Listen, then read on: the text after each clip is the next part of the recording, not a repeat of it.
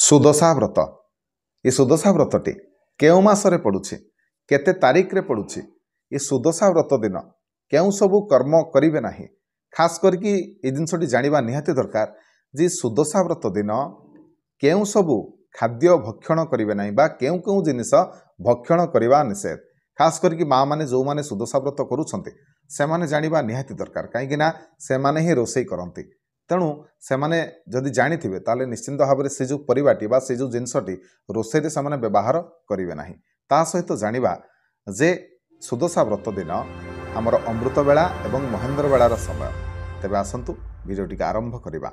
नमस्कार मु मनोज दास स्वागत आपण मानकु आजिकार ए भिडियोटी। तेबे प्रथमे सुदशा व्रतटी केउ मासरे पड़ुछि एवं केते तारीख रे पड़ुछि देखंतु। सुदशा व्रत आसंता जनवरी मास 2025 9 तारीख रे आपणकर पड़ुछि। पांजी अनुसार एही दिन सुदशा व्रत माँ लक्ष्मींकर पूजा एवं सूर्य नारायण को मध्य अर्घ्य प्रदान करने उचित ए दिन प्रथम जितेबाला आपण मैंने निजर नित्यकर्म सारूछंती बा गाधे सारिबा परे प्रथमे सूर्य नारायण को निहाती भाव में अर्घ्य प्रथमे प्रदान करंतु। तेबे एई दिन आपणकर तुला एवं कुंभ राशि घात बार तेणु निश्चिंत भाव में सतर्क रुहंतु। तेबे एई सुदशा व्रत माने जनवरी 9 तारीख गुरुवार दिन आपण माने कलम साग एवं सिंब खाइबे नाही जहाँकि ए दिन भक्षण निषेध। तेबे ता सहित आपण माने समस्त जानिथिबे जे ए दिन सात्विक भोजन ग्रहण करा जाए आमिष भक्षण करा जाए नाही मद्यपान करा जाए नाही तेणु आपण मते ए सब कथा निहात भाव में जानिथिबे काहेकि मु बहुत आगुरु मध्य 2-3 वीडियो करिछि एवं सेथिरे मध्य कौन कौन सब भक्षण निषेध सेथिरे मध्य कहिछि और आजिकाली ए जिनसटी प्रायतः काहाको आ अछपा नाही तेणु मु विशेष किछि आ कहूनी तेणु आपण माने ए दिन खास करके कलम साग एवं सिंब खाइबे नाही।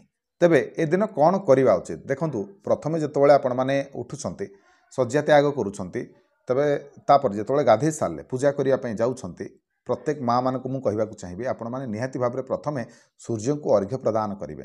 सूर्य को अर्घ्य प्रदान करने पर ही आपणकर जहाँ भी बाकी सबू जहाँ भी पूजा रही आपण मैंने ताकू करंतु।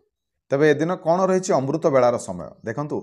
महेंद्र बेलार समय पांजी रे देई नाही बा नास्ति बोली विचार दि जाइछि किंतु अमृत बेला कथा जदि देखिबा तेबे सकाळ 8:04 ठारू मध्याह्न 2:28 पर्यंत आपणकर अमृत बेलार समय रहुछि तेणु ए समय आपण माने जहाँ भी आपणकर शुभकर्म अच्छी यात्रा आदि शुभकर्म अच्छी आपण माने ए दिन ए समय करंतु आपण पई शुभ रहिबो।